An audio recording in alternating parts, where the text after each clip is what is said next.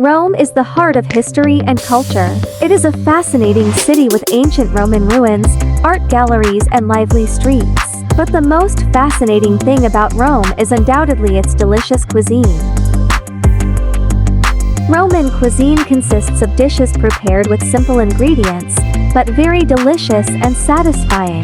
Pasta, pizza, risotto, meat and vegetable dishes form the basis of Roman cuisine. In this video, we will share with you the must-try dishes in Rome. While tasting these delicious dishes, you will also feel the rich history and culture of Rome. So, if you are ready, let's start enjoying Roman cuisine.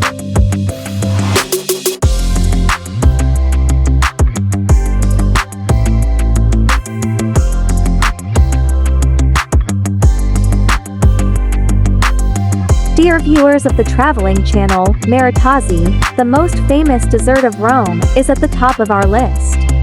One of Rome's most iconic desserts, Merasi is a delicacy that can be found all over the city. Merasi is a donut made from a sweet yeast dough and usually filled with fluffy cream. The dough is made from eggs, flour, sugar, yeast and milk. The frosting is usually made with cream cheese, suga. Merasi is often eaten as a breakfast or snack.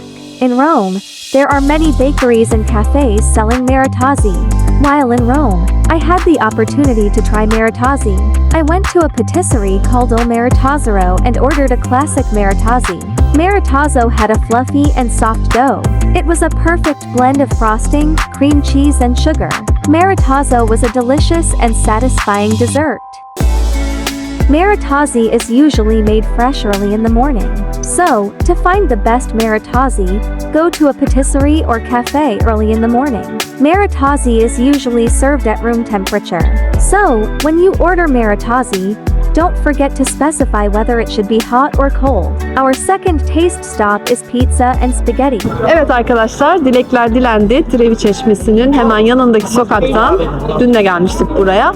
Yukarıya doğru çıkarken bir pizzacı gördük. Çok hoşumuza gitti. Şimdi oturduk pizza siparişi verdik. Ben de spagetti sipariş ettim.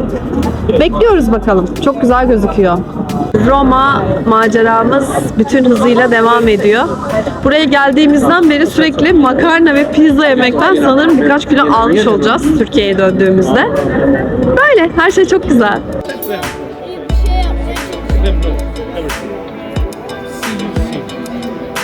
Günlük makarnam çok güzel gözüküyor, tadıyorum.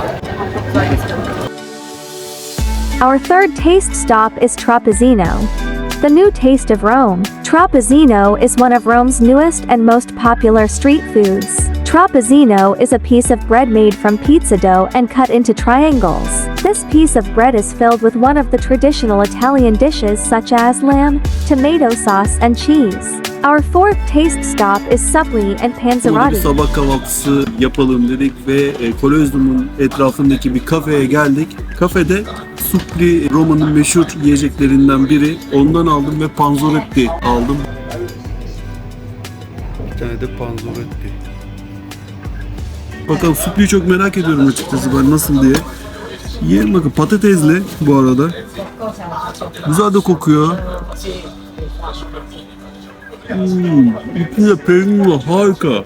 Gerçekten benlik mi? Mükemmel, eyvallah. Valla ben de bir tadarım o zaman. Al bakayım. Ben de şimdi suppli tadıyorum arkadaşlar. Güzel gözüktüğü için bakın. Güzel kokuyor. Fena değil. Patatesle peynir ya. Evet. Ama çok sevmedim. Şimdi de panzerotti deneyelim. Bu süper.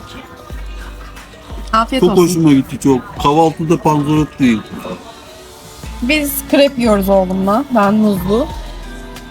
Oğlumsa fındıklı. Haydi bakalım Çınar. Afiyet olsun.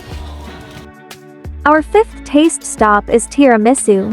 We came to one of the oldest villages in Rome to eat tiramisu. Çok havalı bir pastaneye oturduk arkadaşlar. Ben San Sebastian'ı söyledim. Şu an tadıyorum. Çok merak ediyorum açıkçası. Çınar yaptı.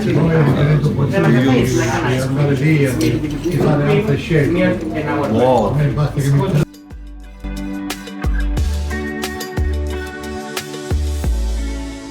Our sixth taste stop is a sandwich shop.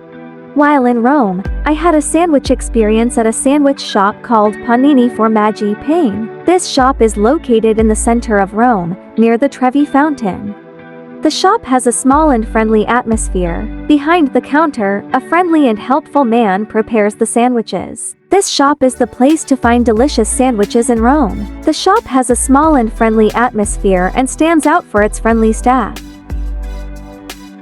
Some tips from my sandwich experience. Visit the shop early in the morning. Sandwiches taste best when prepared fresh. Check out the menu. The shop offers a variety of sandwich options.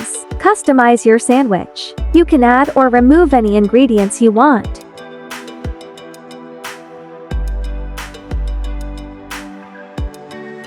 I bought a pastry. I ate it on the street in front of the shop. I enjoyed the pastry while admiring the view of the fountain and the historical buildings of Rome. Şunu aldım. Alın bakın. Ve tadıyorum ben bunu. Bakabilir miyiz?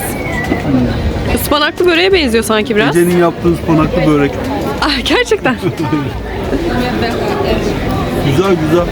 Güzel. Our seventh taste stop is a very sweet shop.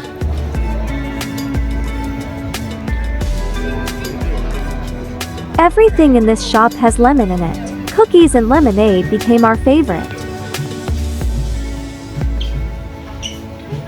Can I take it? Thank you.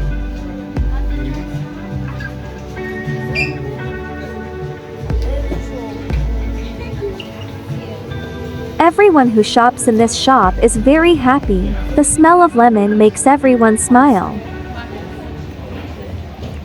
Gerçekten güzelmiş ama. Söyledik size. Eighth place ice cream shop. Sanırım buranın en meşhur dondurmacısı da bu Galeto Italiano. Çünkü burada hep çok sıra oluyor. Ama gerçekten çok güzel gözüküyor. Alalım bence. Bakın şimdi dondurmaların güzelliğine.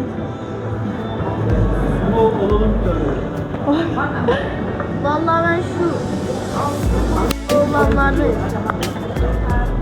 Oo, dondurmalara bak Çınar. Efsane. Gelato ice cream is a traditional type of ice cream native to Italy. Gelato has a higher milk and fruit content and lower fat content than other ice creams. This makes it creamier and has a thicker consistency.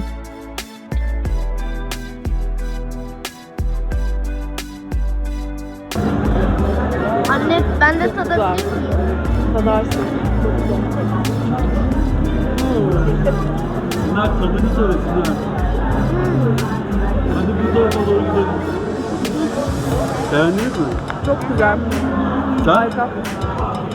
Harika olacak, harika. If you have a child who does not eat every meal like our son, do not worry. There are many shops that make crepes in Rome. There is no child who does not like pancakes. All kids love a sweet breakfast.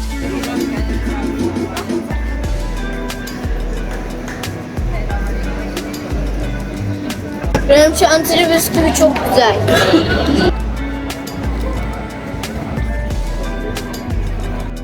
The area around Trevi Fountain is a bit expensive for tourists. The waiters in the cafes are usually Indian. We never thought we would see so many Indians in Rome. I think very soon Rome may become Little India.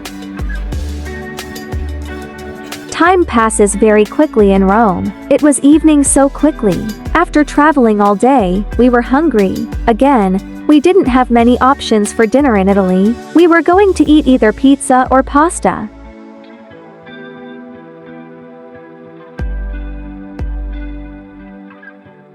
Yemeklerimiz geldi. Ben bir tane spagetti söyledim fesleğenli. Koçerciğim de brunettalı bir spagetti söyledi. Çınar margarita yiyor ve cips yiyor. Bakalım, yemeklerimiz güzel gözüküyor. Başlıyoruz yemeğe.